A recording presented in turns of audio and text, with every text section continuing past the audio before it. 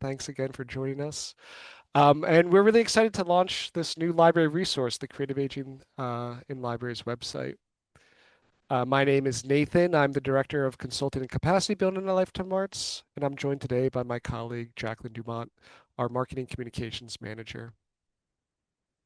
Um, as I was mentioning, maybe some more folks will join us, but in the meantime, I'm going to run a little poll just for the few of us here, just to get a sense of where everyone is joining us from, your experience with uh, programming for older adults, as well as like what might your greatest needs be in starting or even expanding creative aging programs. As well as I'd love to know what's your favorite thing about your local library. So I'm going to launch that poll, and we can do that. And while you're doing that, I'm just going to share a little background about this project and who Lifetime Arts is. So the website that we're going to be sharing today is the culmination of a 3-year IMLS-funded initiative titled Advancing Creative Aging Through State Library Leadership.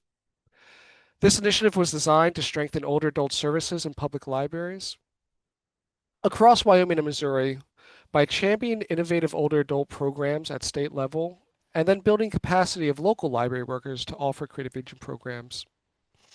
Led by the Wyoming and Missouri State Libraries, Lifetime Arts, and the Khalifa Group, the project has expanded creative aging programming in libraries across these states and cultivated a growing network of advocates for lifelong learning and positive aging in libraries. This new website was built upon the learning from this initiative, combined with Lifetime Arts' nearly 2 decades of supporting creative aging in libraries nationwide. Lifetime Arts is a nationally recognized nonprofit transforming the way our society understands and experiences aging through the arts. Since 2008, we've been at the forefront of the creative aging movement, an evidence-based practice that combines arts participation with social engagement to foster healthy aging. Our team has trained over 11,000 professionals in support of the launch of more than 1,000 programs across 44 states. Together with a network of more than 6,000 partners, we are working to combat isolation, challenge ageism, and celebrate lifelong creativity. By bridging vision and action, we embed creative aging practices into public health, cultural policy, and aging services, ensuring that creativity is recognized as essential to well-being at every stage of life. So for those that are just joining us, I just launched a quick poll so we can get a sense of who's in the room. And if you want to just take a quick moment to do that, we can look at the results.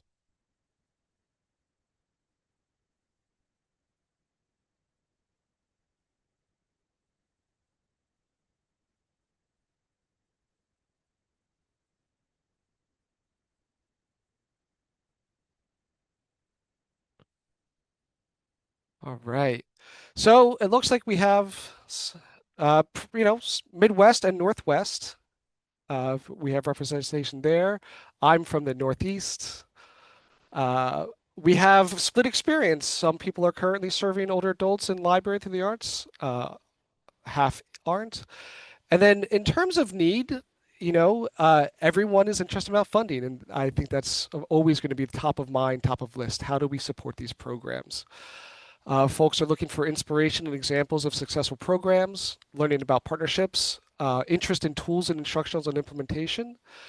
And I'm hopeful that this new resource will be able to support all of these through giving ideas for how to fundraise for these programs and how to make the case for them, as well as giving practical tools and guidance on how to start and how to create partnerships. Oh, and it's not actually showing me what people's favorite things about their local library is. So if you want to throw into chat what you think your favorite thing about your local library is, that would be great. But I the other day had a really wonderful experience standing in the library looking for some books on woodworking, and then looked over and I saw that there was something on HVAC systems and then how to build a log cabin. And I thought for a moment, it's like you could really learn to do anything in a library, and it was all for free. And that was just a cool, radical moment for myself. Ryan says the silence in libraries. You can't find that everywhere. community feel at the library as well. And I think that's another really important uh, thing to underscore about libraries is community. And I'll talk a little bit about that in a bit. So here's our agenda for today. I do want to talk a little bit about what Creative Agent is to give everybody sort of a basic background and understanding of it. I will also talk briefly about the Advancing Creative Aging through State Library Leadership Project and share some highlights from that. Then we're going to walk through this new website and share all of the resources and what you can find on there and how to use it and what's on there. Then we'll have some time for some Q&A at the end, and that'll be our day today. So to begin, when we say creative aging, what are we talking about? What do we mean? And we define creative aging as combining artistic expression and social engagement to enhance well-being, boost physical and cognitive abilities, and enrich our quality of life as we age. Creative aging programs are artist-led opportunities to explore different art forms, build skills over time, connect fully with others, and interrupt ageist views by showing that growth and creativity are possible at any age. Creative aging programming can take many forms, including but not limited to art classes, theater workshops, storytelling sessions, music making, and intergenerational arts projects. They may be dementia-inclusive programs for folks living with memory loss, or arts education programs that are sequential, skill-building programs. And creative aging is more than just a fulfilling pastime. It's a crucial element of healthy, vibrant life. A growing body of research shows that creative aging is vital to older adults' overall well-being, offering measurable mental, physical, and social benefits. Dr. Jean Cohen, pictured here in partnership with the National Endowment for the Arts, revealed that participation in creative arts programs reduces depression, anxiety, and doctor visits for older adults while boosting cognitive function and life satisfaction. Further studies have proved that engaging with the arts can help protect brain health as we age and lead to better executive function, stronger memory, and language skills. The results prove the powerful intervention effects of these kinds of art programs that also reduce risk factors that drive the need for long-term care. This is why we say while creative aging programs are not technically arts therapy, they have incredible therapeutic health benefits. And Dr. Cohen identified the two most important components of creative aging program. A sense of mastery or control, basically a sense of personal choice and decision making, and forming community through the art making experience. In the arts education approach, we define that as skill building, learning an art form in depth, having the opportunity to practice the art and become better at it over time, and to have opportunities to make artistic choices about one's work. Social engagement and building community between partner participants is connected to the art making and learning. Put simply, in these programs, participants are learning something new and making new friends through the art learning process. And to put it all together at Lifetime Arts, we see these three elements, social connection, creativity, and community engagement, as the pillars of creative aging programs. And they can take place in a variety of community settings. And there's examples here on the screen here. We have senior living communities and senior centers, arts organizations, libraries, wink, wink, that's what we're talking about today, veterans homes, museums, parks and recs, and others. And above all, it is vital that creative aging work is adaptable to each site and community to best serve their own constituents. Classes should be open to all older adults in the community, should take place in accessible spaces, and use universal design principles to ensure that programs can engage older adults across their range of abilities. At Lifetime Arts, we spend a significant amount of time in our trainings and coaching supporting artists and organizations to be sure that programs are created with these universal design principles in mind and are not only accessible to the full range of older adults, but also keep in mind their learning preferences. And if you'll humor me, just take a moment and think to yourself, if you are studying something new as an adult, how does that learning feel different than when you were younger? And it's important to keep that perspective in mind when thinking about programs for older adults. And I see Almeida's chuckling with that as well, right? Thinking about how that might change, and we should be playing to that fact. Importantly, older adults want choice in what they engage with, or what they want to learn, and how they want to learn it. All creative aging programs need to be responsive with staff and teaching artists seeing themselves in partnership with their students and working to meet their students' goals for learning as much as their own. Programs should also honor older adults' experience, cultural backgrounds, and engage their voice and leadership in decision making about programs.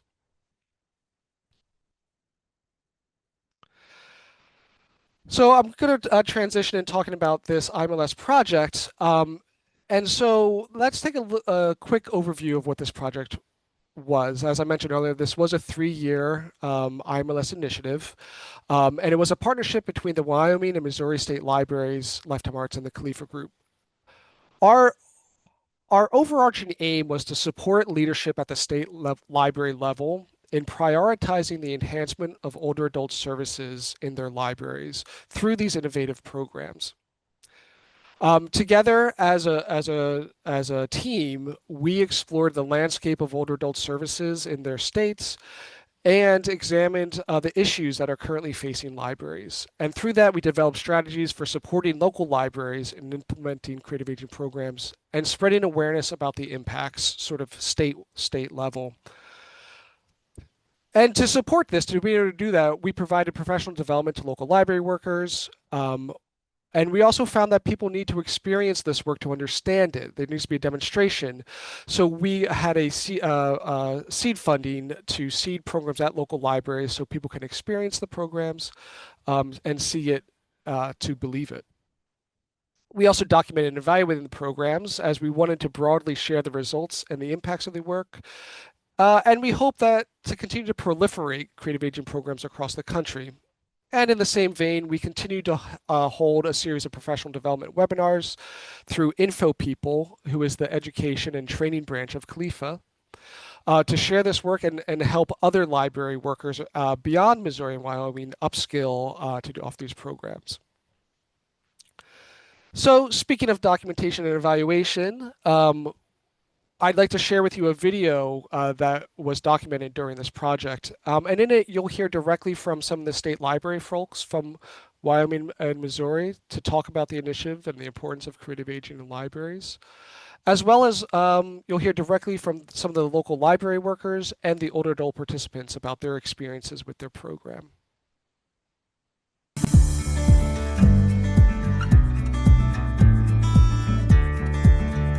We are facing a rising aging population in the United States. By the year of 2034, there will be more people over the age of 65 than under the age of 18 for the first time in U.S. history. Creative aging is an evidence-based practice that engages older people 55 and up in a range of artistic activities that are proven to benefit their physical and cognitive abilities and overall health. One of the other key factors that helps with folks who are 55 and older is dealing with isolation. This provides an opportunity to kind of be with a similar age group of people, learning together, producing wonderful art together, and doing good things after that. Public libraries are known spaces for learning and community connection. They are age-neutral spaces where older adults come to get resources and information. They are judgment-free zones, and they are intergenerational spaces.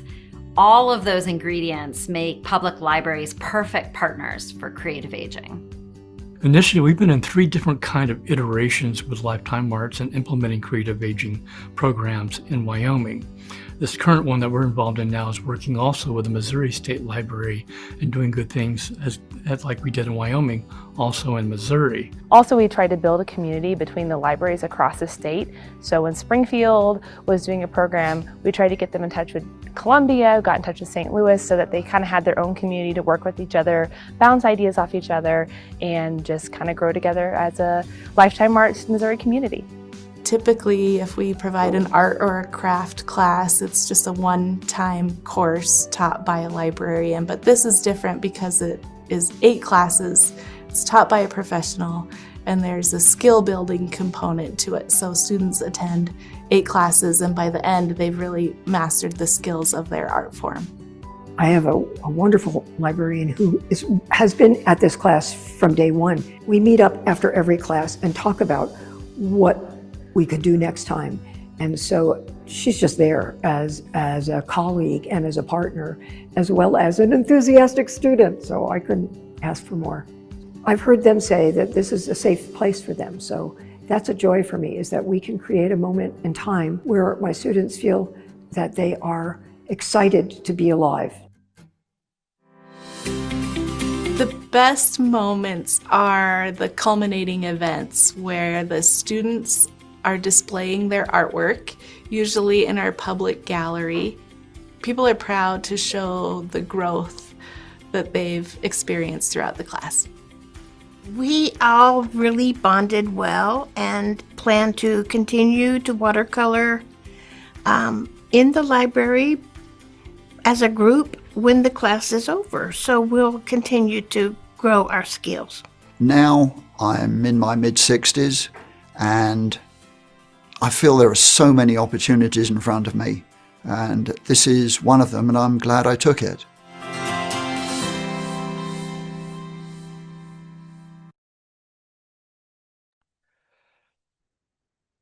So I wanted to talk a little bit about like what do these programs look like in detail, and the libraries and the participants that you just heard followed programs that were like this.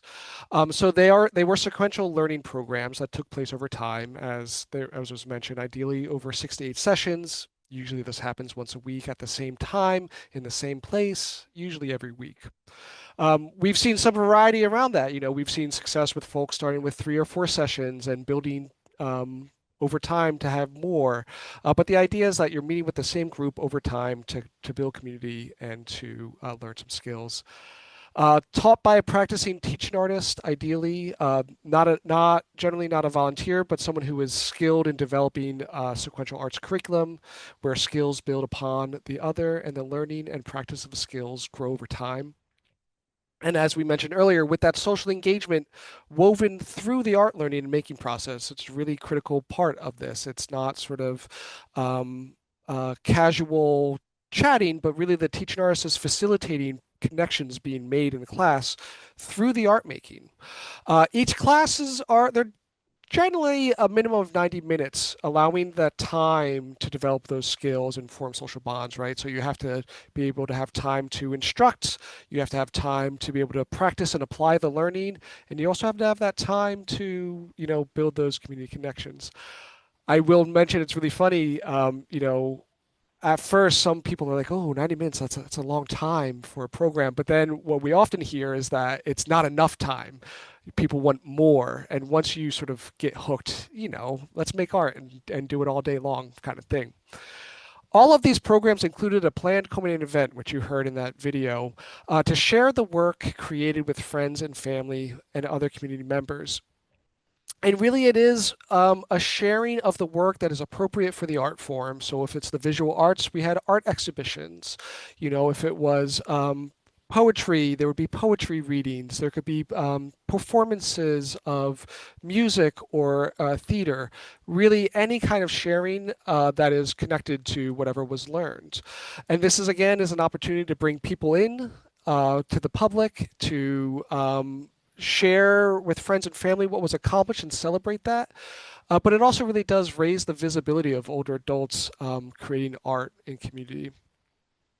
In these programs, older adults self-selected to participate. They chose to go to these classes based upon their interests, going back to leading with the interest and desires of older adults. And this is usually handled through like a registration process to help build buy-in and commitment, as opposed to, oh, I'll come this week, I won't come this week kind of thing. And these are open to the public. The reason it works great at libraries is because libraries are free and accessible, and so creative aging taking place in libraries really fits and helps making them accessible and being responsive. So I just want to celebrate a few quick accomplishments. This project is officially going to wrap, I believe it's like next week, in terms of the grant. But we trained over 200 library workers. 786 library workers attended additional webinars and professional development. We granted over $100,000 to public libraries through this, and ultimately 61 programs happened in Missouri and Wyoming in 21 public libraries that ultimately served 732 older adults. We had a wonderful evaluation partner, Touchstone Center for Collaborative Inquiry. They did evaluations and focus groups that track the impact on both the participants, but also the library workers. But I want to just pull out some of these really incredible survey responses with 90% of older adults noting that they felt that they improved their creative expression. 74% had increased confidence in creating art, which is really incredible sort of numbers. I also think the other great ones to call out is, 2/3 encouraged or felt encouraged to participate more in other community activities, and nearly 2/3 formed new, stronger relationships, which is such an important thing for all of us, is to stay connected with community and to stay connected with others. And I think it's really great to look at those. And the big takeaways from this project, from this. The first thing, and I think that we know this to be true at Lifetime Arts, but I think it's always worth highlighting again, is that creative aging combats social isolation, increases well-being, connected with those results that we just saw. This project also, solidified, I knew this to be true, but libraries are critical community cornerstones, and they are potent partners for this work. They are ready to mount programs, to invite artists into their spaces. They know how to create programs. They know how to promote their services. And as we've noted several times, they are accessible community centers for the public.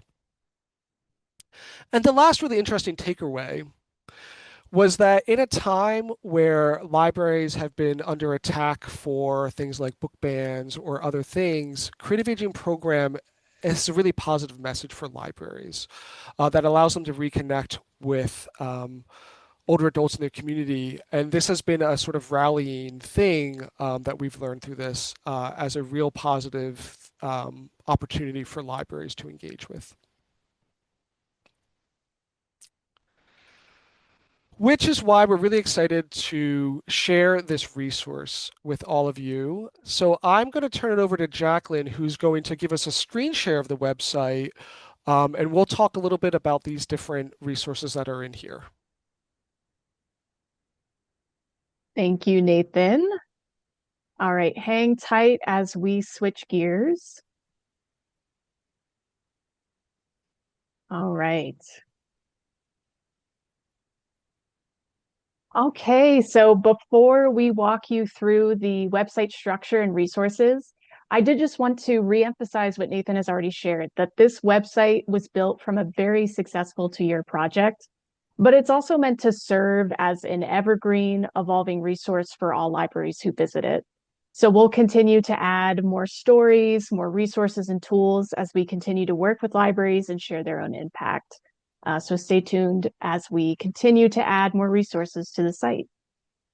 All right, so let's get into it. As you go to libraries.lifetimearts.org, you will be met with this homepage.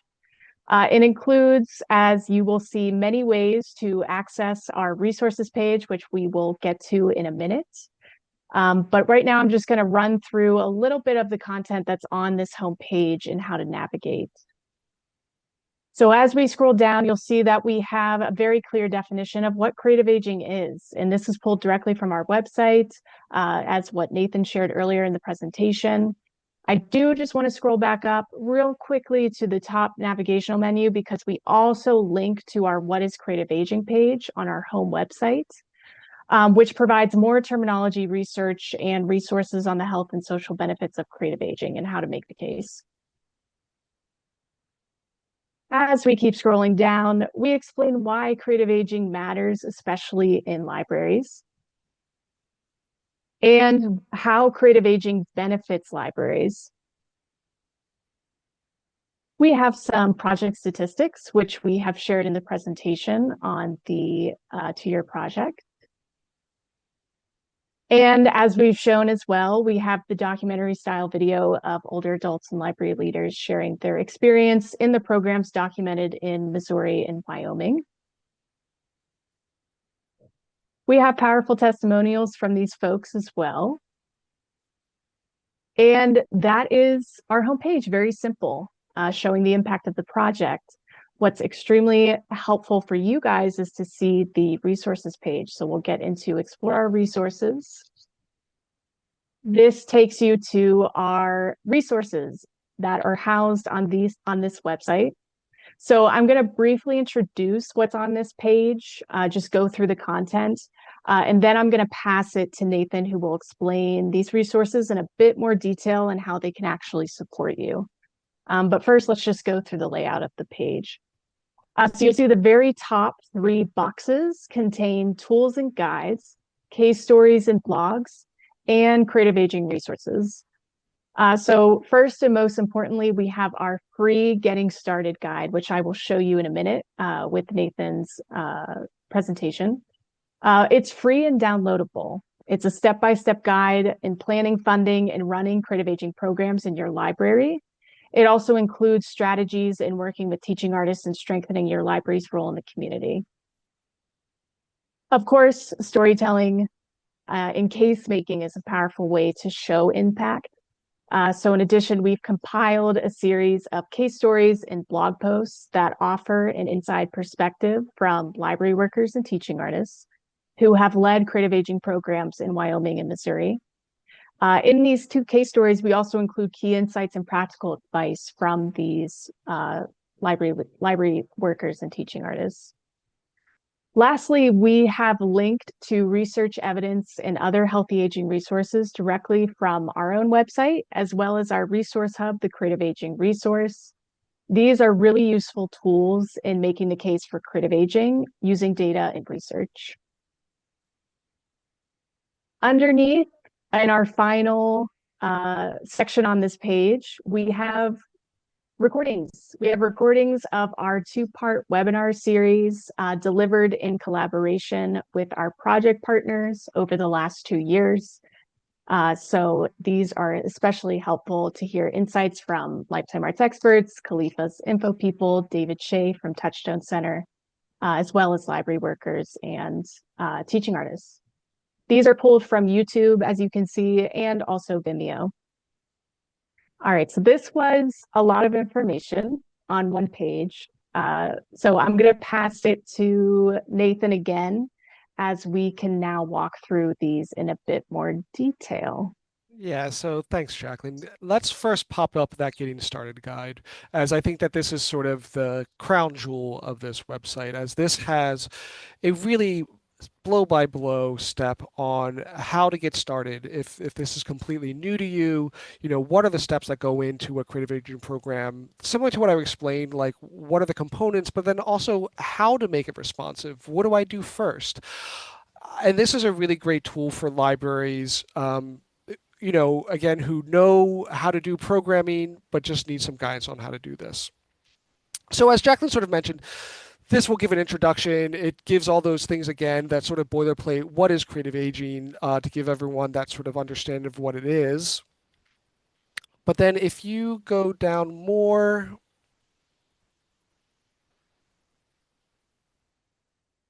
it starts to get into these core elements, and then what makes the program, and then here's the step-by-step. And so this guide offers you that sort of checklist of, first you have to, do some assessments. And then if you keep scrolling down, and what do you do with those assessments? Then how do you identify a teaching artist? Another critical step in this. Some hiring tips, how to develop a curriculum. And so this guide is really that first step into it. If you don't know where to start, this will lay it out for you. And this is all developed based on, as I was saying earlier, nearly 2 decades of experience in working with libraries and creative aging. And so this is a tried and true approach to programming in libraries. So then, Jacqueline, can you jump back to the case studies? And so I think another really important thing about creative aging is because it is so adaptable, not one size fits all. It can be across so many different artistic disciplines, right? And one water class is one water class, and a teaching artist will approach it differently. So I think what's really great about these case stories is it shows a variety of different approaches and how local libraries came to the decision about what to do. And so we have one great one here that is a really unique program about making gnome houses. So there's this real sculptural element of creating these houses that were meant to sort of interact with nature. And I think that these case stories act as both inspiration, like I never thought of doing gnome houses, right? But then it also gets into the nitty gritty of how did we do that? How did we work with the teaching artist? You know, what complications came from it? So you can learn directly from the library workers and the teaching artists who did this and learn about their challenges and their solutions to making programs. I think it's really helpful to hear from others about how they did it and what worked for them and maybe what didn't work for them. And so right now we have 2 case stories and we hope to continue to add more as Jacqueline mentioned. Here's another one about a dancing program that was in Goshen County, Wyoming. I'll just say I had the absolute pleasure to interview these library workers about these programs, and it was such an incredible experience to hear directly from them about all of the things that went into this program, and it was a lot of work to do, but also how worth it it was because it was such an impactful program that really brought communities together in new and exciting ways. And so it was really wonderful to be able to talk to everyone about these programs. And then, Jacqueline, can you go back to that resources page? Then, when you're ready to do the deep dive, if you scroll down to the webinar series does a really deep dive into how do you build the case for creative aging? How do you recruit participants for these programs and how do you market? How do you retain older adults? And can you continue to scroll down? And more about how this might work in rural and small libraries, and how do you continue to gain support? I will say the other really great thing about this webinar series, again, is this is leveraging the voices of people in the field who are actually doing the work. And so you get to hear a variety of experiences and perspectives, again, about what worked well and what didn't. Again, though, from people who have done some really fun and exciting programs. And then the last thing that Jacqueline was referencing is those additional creative aging resources. And these are the things that are going to help around making the case, right? So once you know you have a plan, you know what you want to do, and when you're looking for that funding and support, this is when you can start to leverage all of this research and evidence to help support your programs, get buy-in and support from leaders, but it's all sort of coalesced here. Coalesced might not be the right word, but it's all here for you that you can reference and use.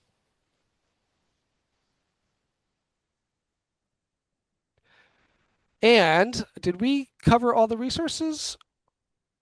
I think we did. I think we did. I think we did. The other 2, like Nathan said, we'll be adding 2 more case stories to this site directly.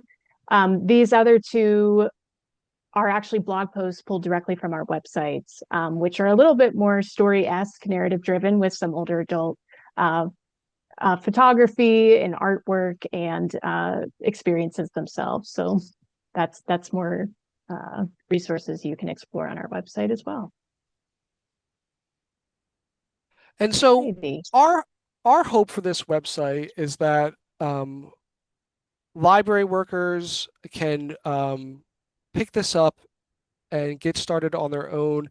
I think this is also a really valuable tool and website for those who are interested in working with libraries to understand the things that they have to do and their priorities.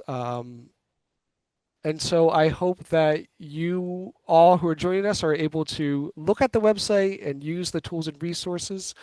I also invite you to let us know if there's something you really like there, or if you think that there's something that's missing that can make it even better. But for now, we would like to just turn the floor over if anybody has any questions or comments about the website, or even about anything that we presented today.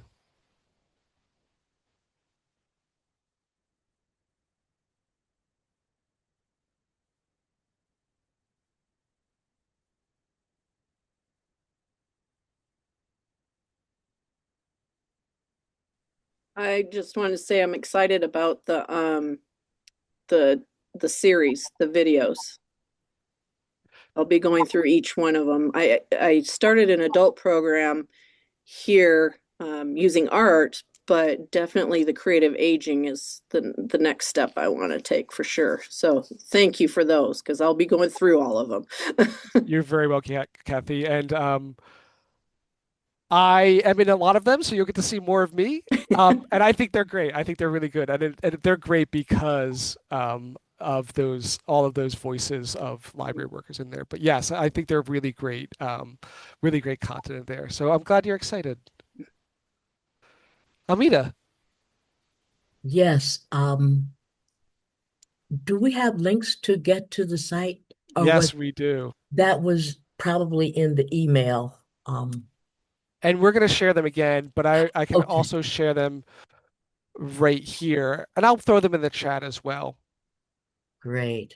I want to say that it's a good thing at my age to come to the realization that I don't know everything. So I was thinking too small. Yet the overview, so many different ways to involve the many facets of creativity that make us human. Mm-hmm. And to be specific, I was putting together something that I would be doing it by myself. And it's like, oh, hell no. I've got artists, friends that would love to be a part of this. I was just, and I'm not saying that I was being, oh shoot, can't find the word, like it's my little turf.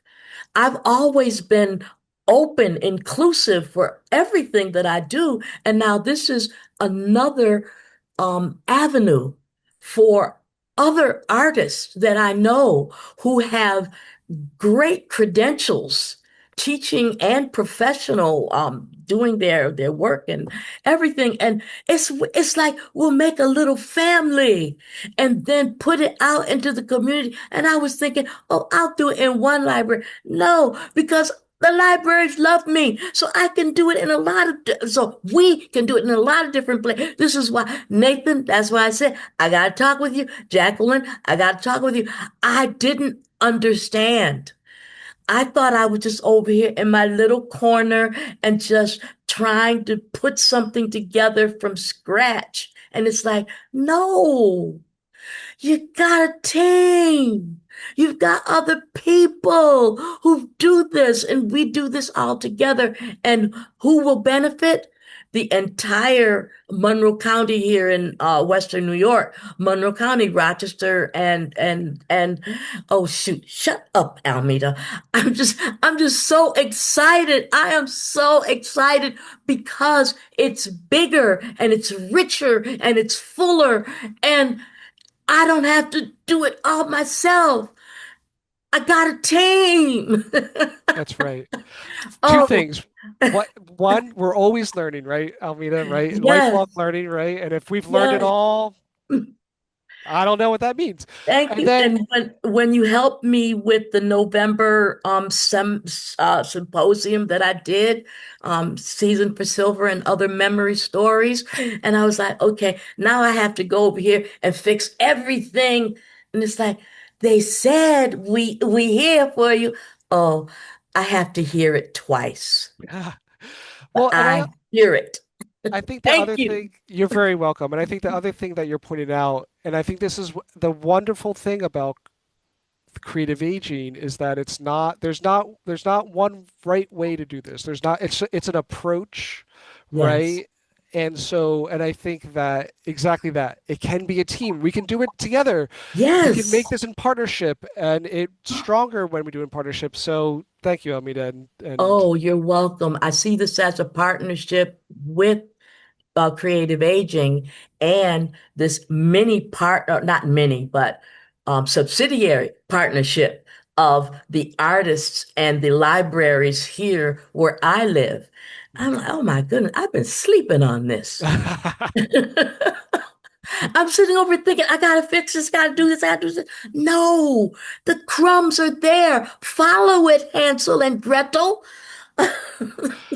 well, I think this is a good segue too, because in here as well, and we're going to send this as a follow-up, and Jacqueline, I'm going to invite you to talk about this, but we literally just announced our new policy brief. And in that policy brief, I think that there are some really good crumbs for folks to follow and to explore in helping, advance creative aging in your community. So Jacqueline, can you share a little bit about the policy brief too? Yes, yes, exciting new resource just launched yesterday. So we definitely wanted to let you all know about it. So it's a policy brief. It lays out an evidence-based case for embedding creative aging in America's healthy aging agenda. It highlights strong impact specifically on brain health, social connectedness, and livable communities. And in this policy brief, it includes a lot of research on libraries' roles in fostering these livable communities. So it offers clear, as well as clear policy recommendations for cross-sector leaders to take action. So it's a very, very robust resource. It now lives on our website. I will share the link in the chat. You can download it. Again, it's free, downloadable. You can also read it directly on our website at, if it will send, creativehealthyaging.org. It's also accessible from our homepage. Please feel free to check it out. We are extremely excited to continue sharing it out to the public and especially to those who have helped make such an impact in what's included in there as far as libraries go. So again, like Nathan said, we'll be sharing this brief along with recording of this webinar so you can refer back to the walkthrough, as well as all the library resources that we shared today in a follow-up email. So thank you all. We're ending a little bit early, but I really appreciate you all and for being here. And again, if you do have, as you look through that resource, if you think it's great, let us know. If you think it's missing something, let us know. But as Jacqueline said, we're really excited to be able to share all of these resources with you. So I hope you all have a great rest of your day.